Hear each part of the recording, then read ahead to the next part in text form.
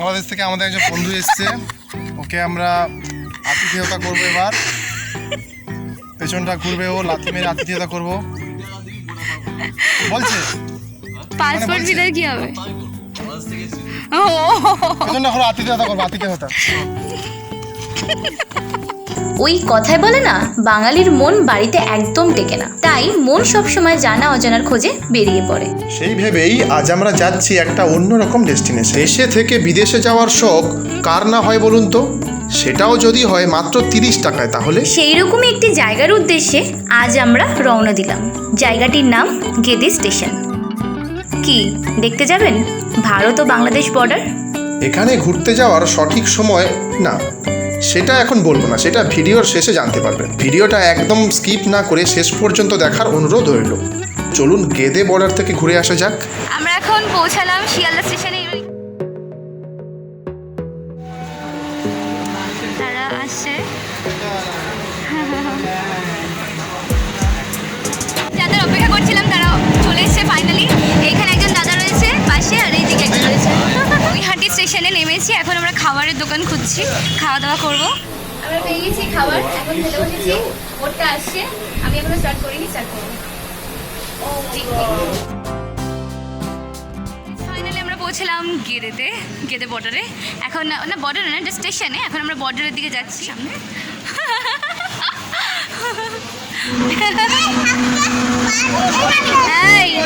কি বলছিস? আমায় না, আমাকেই তো বললি, আমাকেই বললি তো, তুই তো আমাকে বললি। আরে আমাকেই তো বললি। কোথায় ওকে? তুই তো আমাকে বললি, আমাকে বলেছিস তো।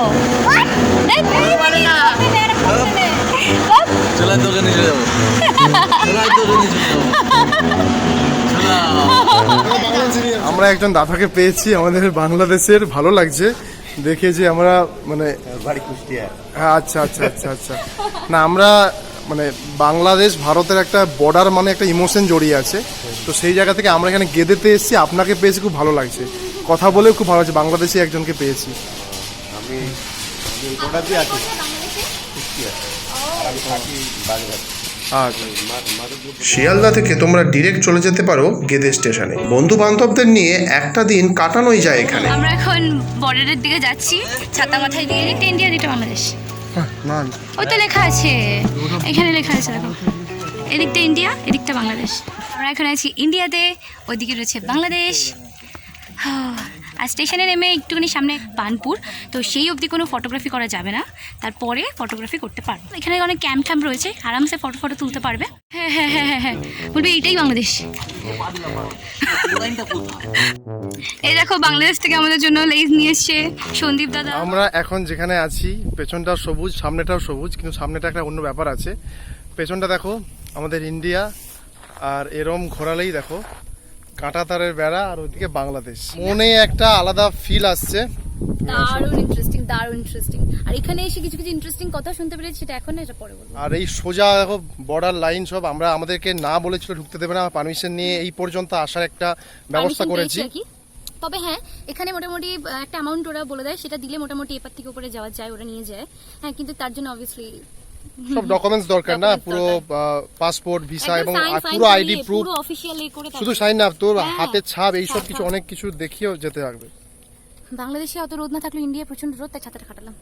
ভারত আর বাংলাদেশ বর্ডার তো এখানে এলে দেখতেই পাবেন, তার সঙ্গে এখানে উপভোগ করতে পারবেন মনোমুগ্ধকর শান্ত পরিবেশ। ছিলাম বর্ডারের ওদিকে 0 পয়েন্টে যাওয়ার জন্য, বাট নর্মালি এখানে এসে জানতে পারলাম যে বিভিন্ন রকমের যে ফেস্টিভ্যাল থাকে, 15ই আগস্ট, 26শে জানুয়ারি, এইসব একমাত্র ওই গেটটা, এইদিকে গেটটা, এটা হচ্ছে খোলা হয়। মানে ওই দিকটা আছে ভারত আর বাংলাদেশের একটা দুটো পতাকা রয়েছে মাঝখানে করা, ওটা আরও সুন্দর লাগে দেখতে। বাট এই সময়ের মানে আসলে নর্মালি অন্য দিনে আসলে ওটা তোমরা দেখতে পাবে না। ইটস ওকে, আমরা ট্রাই করবো, বলছি ওখান থেকে যদি পারমিশন আনা যেতে পারে তাহলে ওরা ভেতরে নিয়ে যেতেও পারে, যদি আমরা যেতে পারি তাহলে তোমরাও যেতে পারবে। তো দেখতে থাকো। এখানে কিছু ইনফরমেশন দেওয়া আছে, তোমরা চাইলে পজ করে দেখে নিতে পারো। এটা বর্ডার সিকিউরিটি ফোর্স। এখানে ছবি তোলার পারমিশন থাকলেও ভেতরে ঢোকার কিন্তু পারমিশন নেই। সামনে হচ্ছে চেকপোস্ট, একদিকে হচ্ছে ব্যাগ চেকিং হচ্ছে, আর অন্যদিকে হচ্ছে পাসপোর্ট আর ভিসা চেকিং হচ্ছে। এখানে হচ্ছে আমরা একটু ট্রাই করছিলাম পারমিশন নেওয়ার ওদিকে যাওয়ার জন্য। সিরিয়াসলি বাট পারমিশন একদমই মানে না তো না, পাসপোর্ট আর ভিসা ছাড়া ভেতরে যাওয়া একদমই নট অ্যালাউড। হ্যাঁ, তাও দেখো অনেকবার চেষ্টা করছি আমরা রিকোয়েস্টের উপর রিকোয়েস্ট করছি, বাট উনি তো একদম না তো না, মানে উনি আমাদের বাংলাদেশি পাঠাবেন, পাসপোর্ট আর ভিসা নিয়ে আসতে বলছেন স্ট্যাম্প লাগিয়ে। এই গেটটার ওইদিকে ওরাতে চলে গেল, ওরা কি বাংলাদেশে চলে গেল? এখান থেকে অনেকটা যেতে লাগে না? 600 মিটার পরে বাংলাদেশ। এখন দেখে নাও একটা দেশ থেকে অন্য দেশে যেতে গেলে কিভাবে সম্পূর্ণ চেকিং করা হয়। এখান দিয়ে আমাদের ট্রেনটা যায় ভারত এবং বাংলাদেশের মৈত্রী এক্সপ্রেস, এদিকে গেদে বর্ডার, একদম যেখানে দাঁড়িয়ে আছি এখান থেকে সোজা চলে যায় বাংলাদেশে। কিন্তু আমাদের এখন যাওয়া বারণ। অনেক পটানোর চেষ্টা করলাম বিএসএফ কে, বাট দিল না। আমি বাংলাদেশ যাচ্ছি ভাত খেতে, তোরা থাক এখানে। আর একটু একটু ভুনা খেয়ে আসবি, ভুনা ভুনা আবার ভুনা, এটা কি? গরু মাংসের ভুনা। ও এটাই যেতে দেয় না? না লোকাল লোক আচ্ছা আচ্ছা, লোকালে যারা আছে ওরাই চাষে যায়, তোমার ওই ভোটের ফটো দিয়ে আমরা একটু চাষ করতে পারি। এখানে ঠিকানা না হলে তোমার সাথে চলে যাবে, তুমি গেছো বাংলাদেশ? নিগালি পরে সেটা এই দেখো ওইদিকে সব বাড়ি, দেখো বর্ডারের ওদিকে। আমরা এখন খেতে বসেছি ভাত, আলু পেঁপে, এদিকে মাংস, আর ও খাচ্ছে ডিম, আর ওইদিকে দুজন খাচ্ছে মাছ। খুব সুন্দর জায়গাটা, কাকিমারা খুব ফ্রেন্ডলি।